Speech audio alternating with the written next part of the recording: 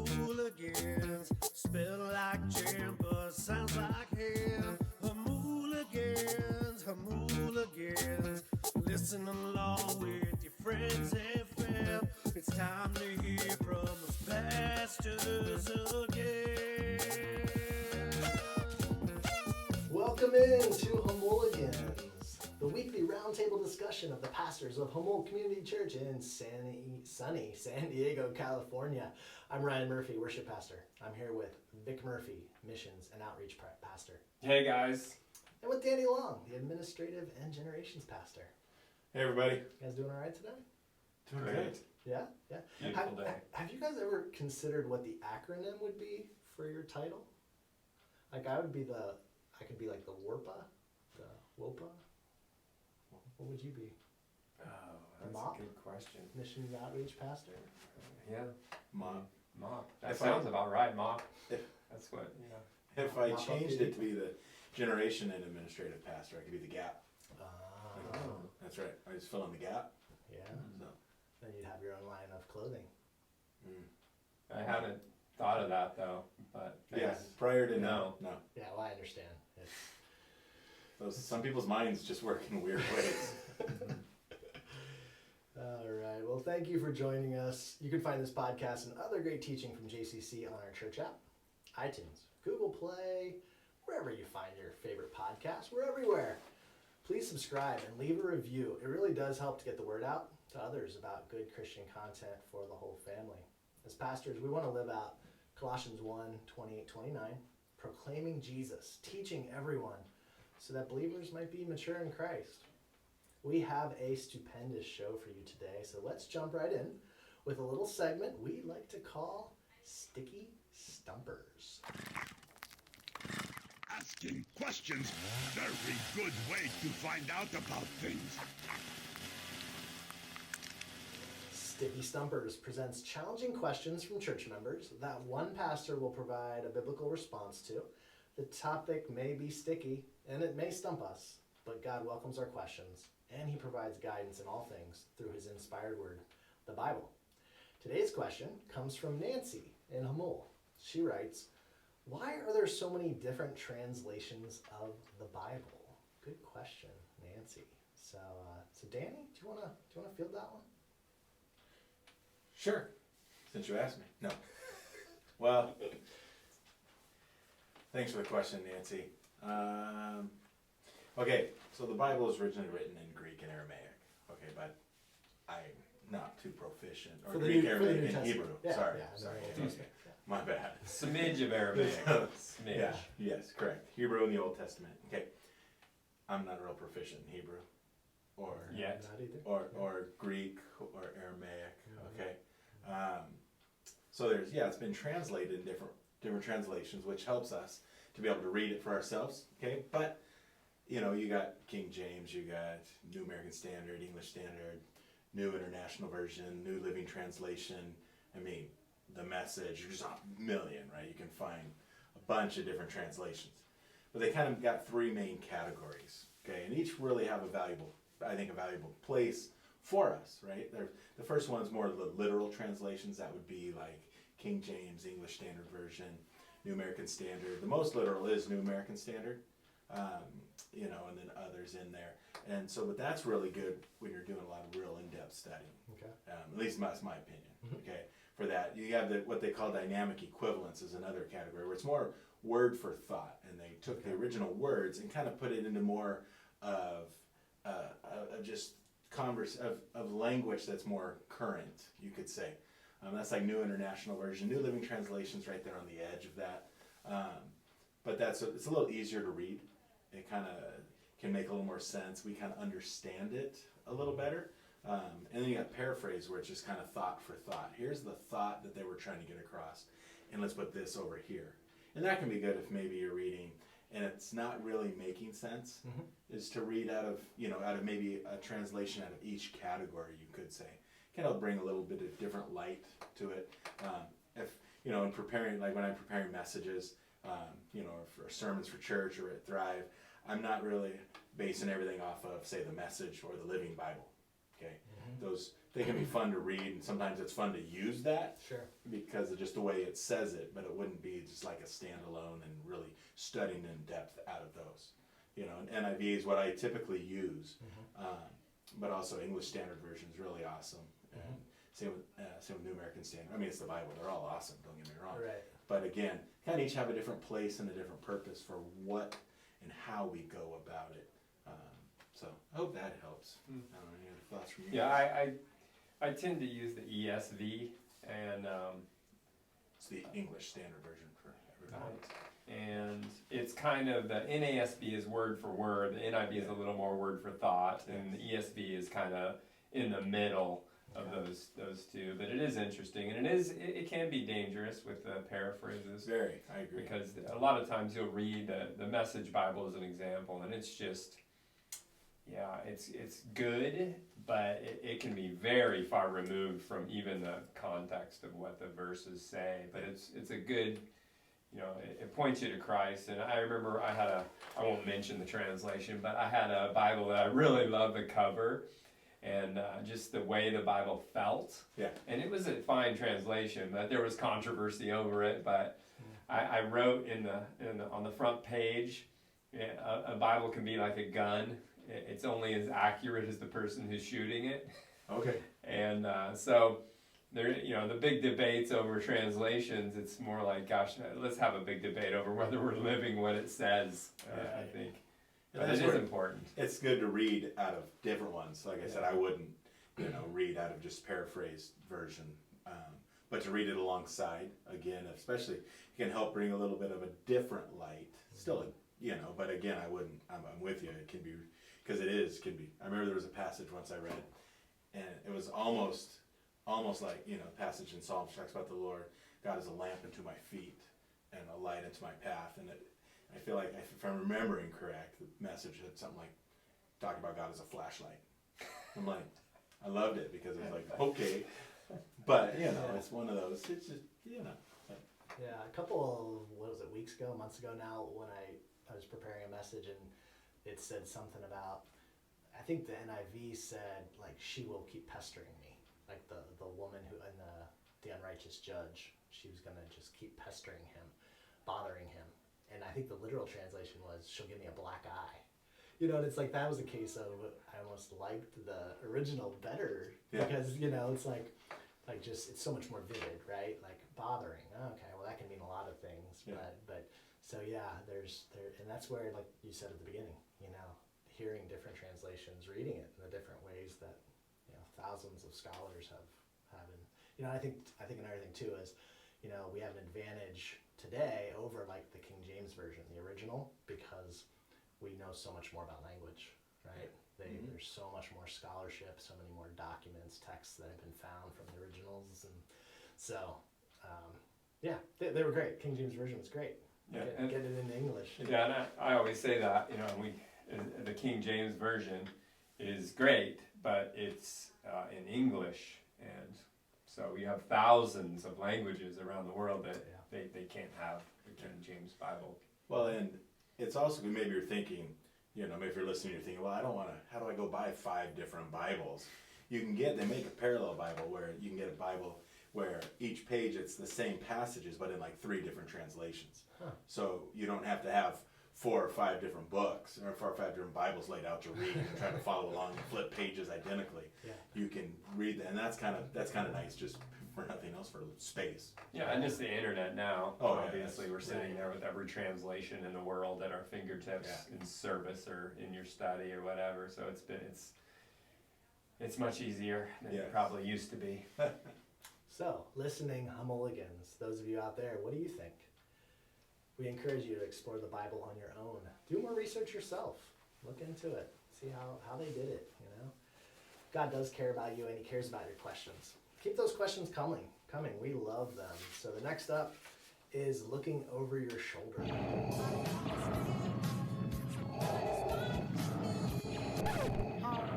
Today, we'll be looking over Vic's shoulder to see what he's reading, getting a peek into his personal devotion time, hiding in a tree above his hammock while he contemplates out in nature. Sounds nice. finding out what's crawling around in that big spiky head of his. Spiky. It is spiky. Is your head spiky or It's just kind your hair? It's kind of fluffy. Okay. It looks kind of spiky, but Looks spiky and uninviting. my daughter says it's fluffy. She says we don't need a puppy. Oh. Because I have my hair, so. That's actually really good. Yeah, I'm very happy about it. Save some money. Yeah, what I've been reading. So I am a book nut. So I end up with way too many books to read, so it's hard. So I'm kind of like a buffet book reader. I'll take a little bit here and a little bit there, so I have like 400 unfinished books. But I do have a lot of finished, and the ones I just made a little note on the ones that I wanted to mention. In our daily devotion as a family, we're going through John.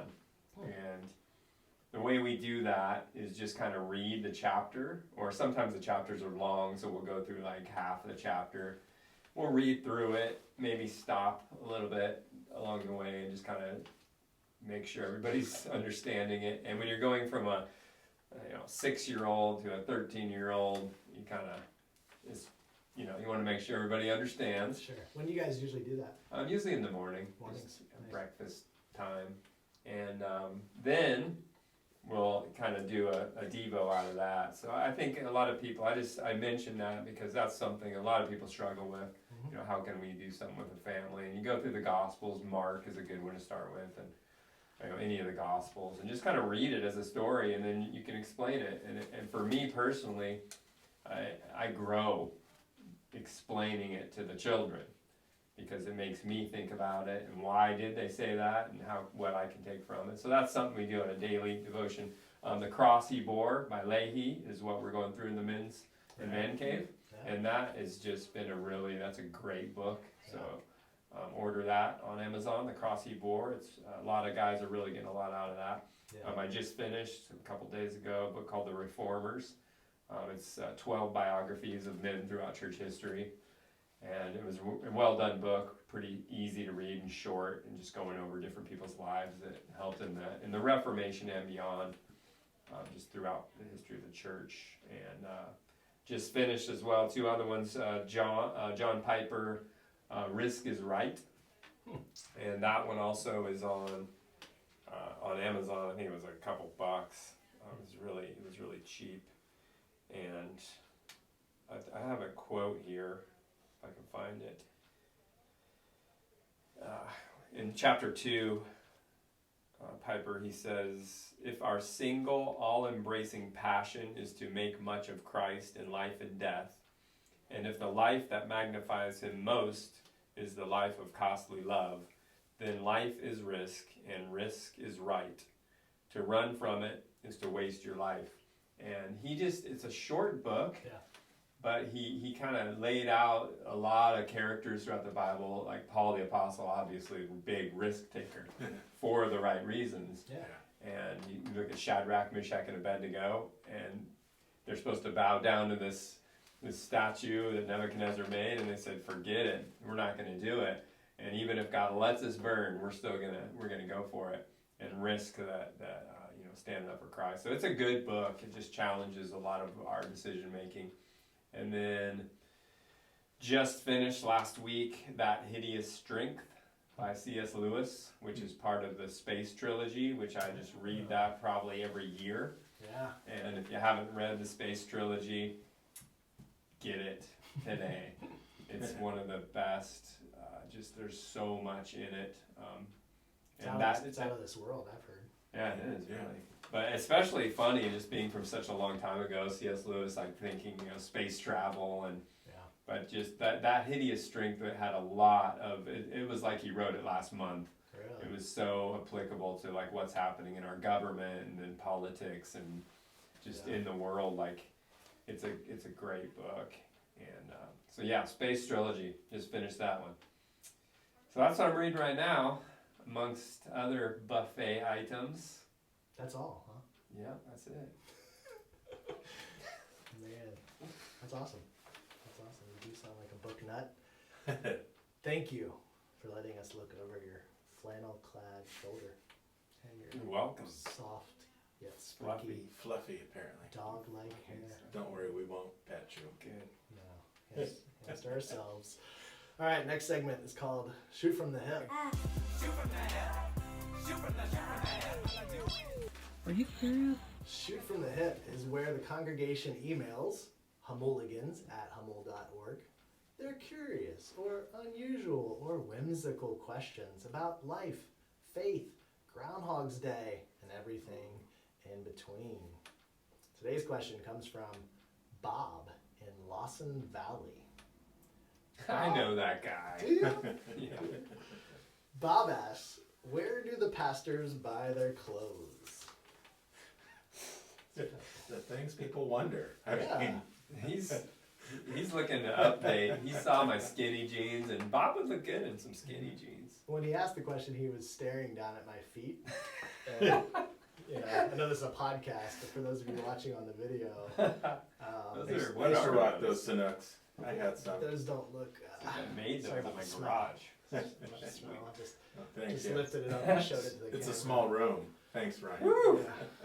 Yeah. So. Yeah, what Jesus says in Matthew, why do you worry about clothes? So that's what we could tell Bob.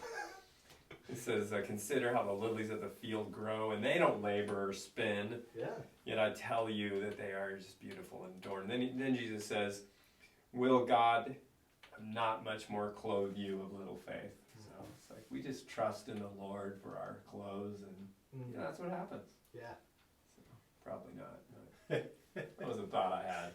Never mind. So where does Jesus lead you to your clothes then? Okay, that's a good question. Huh. Well, I hate to admit it, but a lot of my stuff comes from Costco, which is good and bad. It's cheap, but everybody has it. And so you'll like show up places like Costco, or I get a lot of my, Thrive, we do shirts for a lot of our events or sweatshirts. I counted up, because in the snack bar at Thrive, we have all the shirts we've ever printed. We're actually missing one. Really? One shirt. Oh. And it was from a real small trip to Price is Right, actually. Oh, okay. And only like, Have you tried to find it? I Can't find There it. was like, only like 10 people went. So I've contacted all 10. Yeah. And no one has it. But if I, Could you recreate it? I could. Okay. Custom ink. Yes, there Not you a go. sponsor of Yeah. Jamuligans, but But if they want to send us a free shirt, hey. yeah, discounts. But I think I counted up once, I'd have about 40 shirts or sweatshirts if I still had every one. Yeah. I don't. I still have too many sweatshirts in my closet, but I get a lot of stuff in there.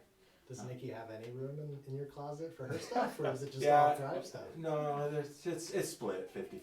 Okay. Wow, No. you're lucky. No, I don't I go have about 50%. 6 inches in the closet. Yeah. Yeah, that's all right. But, and then, so that's where I get a lot of my stuff. Target, wherever's cheap. Yeah. Wherever's cheap. Yeah. I like Ross personally. Ross is good. Yeah. 'Cause I don't mind, being 6 to 9 months out of fashion. Yeah, just get a little bit after everybody else, but that's all right. And if you don't like the pastor's clothes at church, email us and we'll give you our sizes. Yeah. No, just kidding. I think that would be dangerous. Yeah, we didn't have the robes. Oh, no. Ties, lots of ties. And, I said I would wear a suit. I'm all for wearing suits at church, but Gary, he just said there is no possible way. Well, yeah. I know I loved Gary. Yeah. That's just one more reason. The suits are comfortable. I don't No, know. not false. I don't know how they did it, like 100 years ago, where they wore suits like every time they went out of the house. Oh yeah, that'd be Oh, yeah. nice. Like, hey, let's go to a baseball game. Put on your suit. Yeah.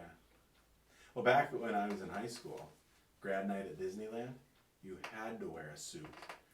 I guess the opinion was you behave like you dress. That's So probably true. The girls had to That's wear my problem. certain clothes. There was a whole dress code, but for real, had to cruise around Disneyland in a suit. Yeah. Super fun. Huh, I might try that. Yeah. Yeah, most of my clothes, I'm pretty picky at clothes.